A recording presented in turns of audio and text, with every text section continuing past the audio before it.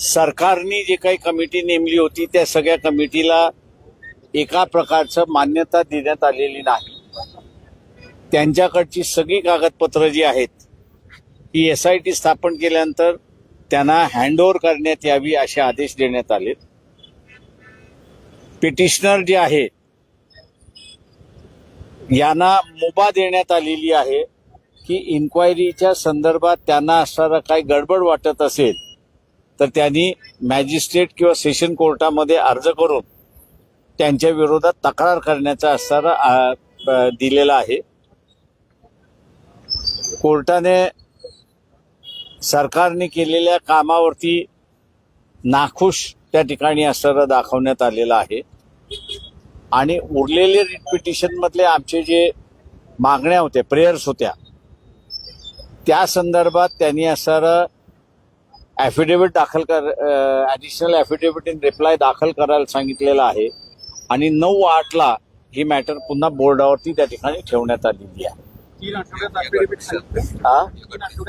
सादर करायला सांगितलं. हो, 3 आठवड्यात ॲफिडेव्हिट सादर करण्यात सांगितलेलं आहे आणि पुढची तारीख सुद्धा त्यांनी फिक्स 2:30 वाजता ठेवण्यात आलेली आहे. आता या निर्णयानंतर तातडीनं आरोपी निष्पन्न होतील असं वाटतं. इन्व्हेस्टिगेशन एकदा सुरुवात झालं कारण का शेवटी असं आहे की हा कस्टोडीमध्ये त्याला मारण्यात आलेला आहे.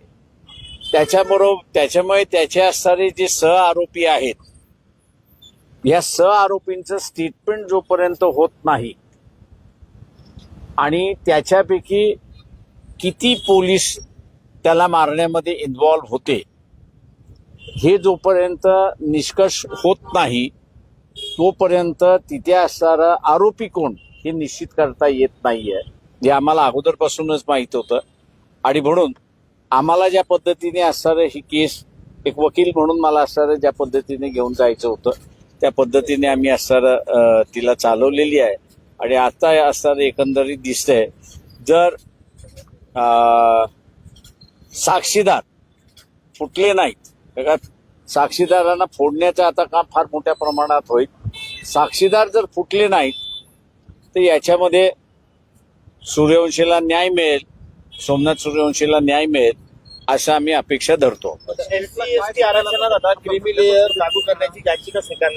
थँक्यू. स्टेटला काय सांगणं आहे आता तुमचं? माझं स्टेटला एवढंच सांगणं आहे की पोलीस डिपार्टमेंट मध्ये काही माणसं जी आहेत ती क्रिमिनल माइंडची आहेत. या क्रिमिनल माइंडच्या लोकांना वाचवण्यासाठी सरकारने स्वतःला पणाला लावू नये. त्या ठिकाणी सुप्रीम कोर्टामध्ये सुद्धा त्यांनी स्वतःला असं त्या ठिकाणी पणाला लावलेला आहे. माणसाचा जीव हा महत्वाचा आहे, त्याला त्यांनी द्यावा, पोलिसाला वाचवण्याच्या भानगडीत पडू नये. एक याचिका दाखल झाली सुप्रीम कोर्टामध्ये SC ST आरक्षण थँक्यू.